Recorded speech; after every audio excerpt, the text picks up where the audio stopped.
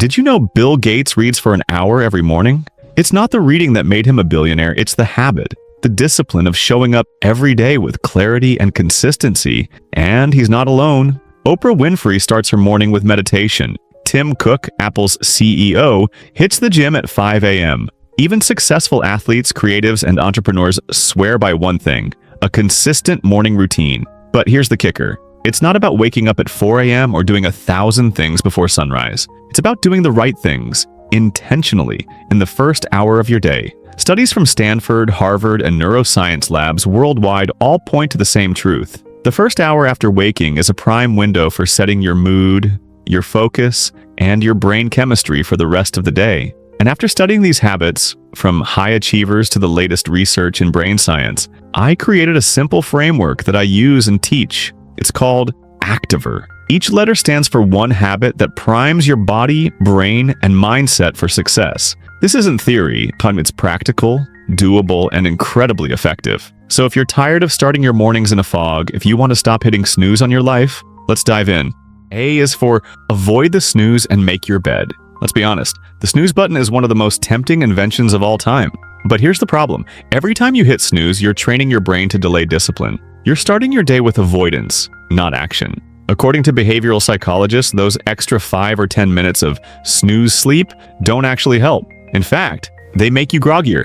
You're sending your brain mixed signals. Wake up. No, wait. Go back to sleep. No, wait. Wake up again. No wonder we feel foggy. So here's the challenge.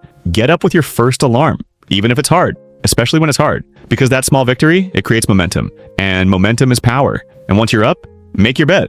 It takes 2 minutes, but it does more than tidy your room. It organizes your mind. It's a physical act of order, a message to yourself that says, no matter what happens today, I'm someone who follows through. In fact, Admiral William McRaven, a retired Navy SEAL, said it best: if you want to change the world, start by making your bed. So don't underestimate this first step. Get up, make your bed, win your first battle. The rest of the day is already leaning in your favor.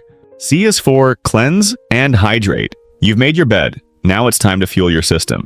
After 6 to 8 hours of sleep, your body is naturally dehydrated. Even mild dehydration can cause fatigue, brain fog, and low mood before your day even begins. That's why the first thing I do is drink a full glass of water. Not coffee, not juice, just clean, simple water. Bonus points if you add a pinch of sea salt and a squeeze of lemon. It helps replenish electrolytes and jumpstart your digestion. Now, I know what you're thinking, but I need my coffee. Don't worry, you can still have it. But here's a pro tip from neuroscience expert Dr. Andrew Huberman. Delay caffeine for 60 to 90 minutes after waking. Why?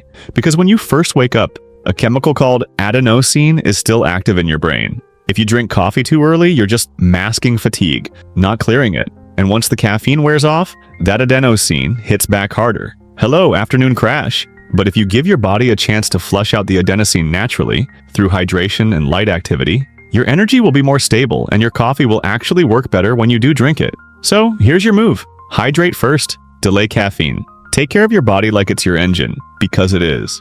T is for touch the sun and turn off tech. If I told you there's a free science-backed way to boost your mood, improve your focus, and sleep better at night, would you do it? All you have to do is go outside and get sunlight in your eyes within the first 30 to 60 minutes of waking up. Even if it's cloudy, even if it's cold, even if it's just for 5 to 10 minutes. Here's why it matters. Your eyes contain special cells that act like light sensors, sending signals directly to your brain's internal clock, your circadian rhythm. According to neuroscience research, especially from Dr. Andrew Huberman, early morning sunlight does 3 powerful things. Boosts your cortisol in a good way. It wakes you up naturally and energizes your body.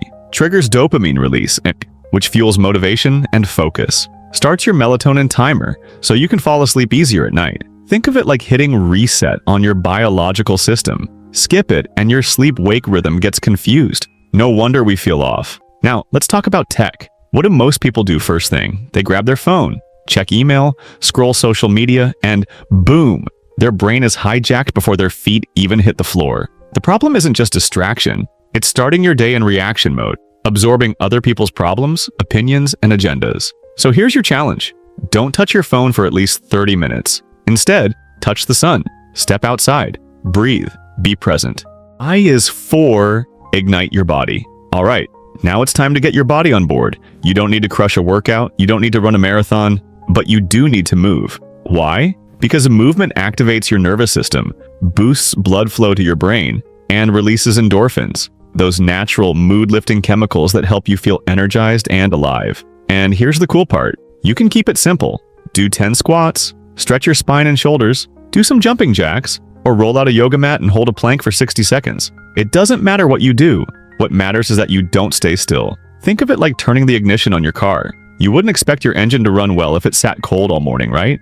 Your body's the same way. A cold start equals a sluggish day. A warm start equals a high-performing one. So ask yourself this. Would you rather crawl through your morning or charge into it?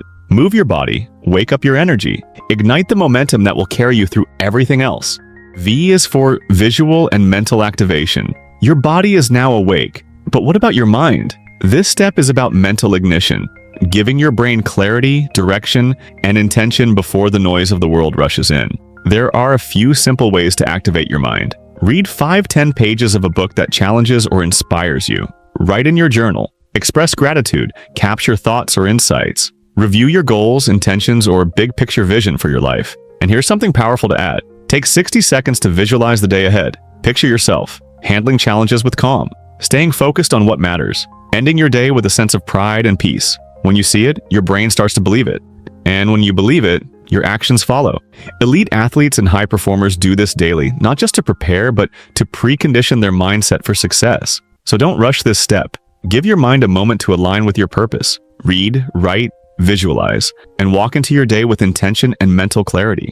E is for exhale and focus. Now that your body and brain are active, it's time to pause, on purpose. We live in a world that glorifies go, go, go. But here's the truth. Sometimes the most powerful thing you can do is to simply sit still and breathe. This is your moment to exhale, to slow your breath, to quiet your mind, and to reconnect with the present. You don't need a meditation cushion.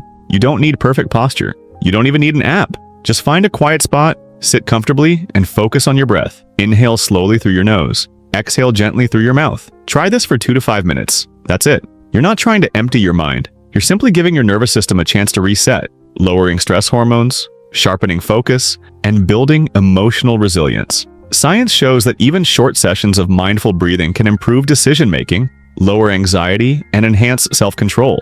This isn't just a wellness buzzword. It's a tool, a reset button, a daily chance to anchor yourself before the world pulls you in a dozen directions. So take a breath, exhale the noise, inhale the now, and start your day grounded, calm, and clear.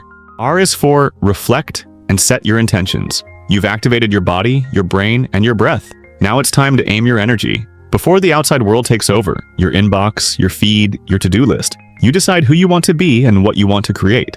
Grab a notebook, a journal, or even a sticky note, and ask yourself 3 simple questions. What do I need to accomplish today? Pick your top 1 to 3 priorities. Not a long list, just your key wins. How do I want to feel today? Focused, grateful, confident? Name it, claim it. Intention shapes emotion.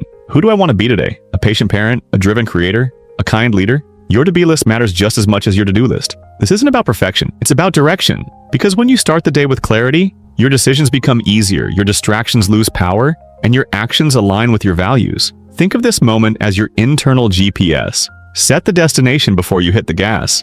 So take a breath, reflect deeply, and step into your day on purpose, not by accident. Bonus tips. Night before prep. Want to make your morning routine even easier? Start it the night before. Here are 3 small habits with a big impact. Plan your top priorities for tomorrow. Just 2 minutes of prep can remove hours of indecision the next day. Keep your bedroom cool and dark. A cooler room improves sleep quality and helps your body produce natural melatonin. Go to bed with a dream, not just a schedule. Visualize something you're excited to build, become, or experience. That energy will carry you into tomorrow with purpose. So there you have it, your full Activer. The morning routine, which includes avoid the snooze and make your bed, cleanse and hydrate, touch the sun, and turn off tech, ignite your body, visual and mental activation, exhale and focus, reflect, and set your intentions. This isn't about perfection. It's not about waking up at 4 a.m. or squeezing more into your day. It's about starting with intention, building momentum, and aligning your actions with the life you want to create. Because how you start your morning is how you set the tone for your entire day, and eventually your entire life. So the next time your alarm goes off, remember this. You're not just waking up, you're rising into who you're becoming. If you found this helpful, hit the like button, subscribe for more life-building habits, and share this with someone who needs a better morning. Until next time, stay active, stay intentional, and keep showing up.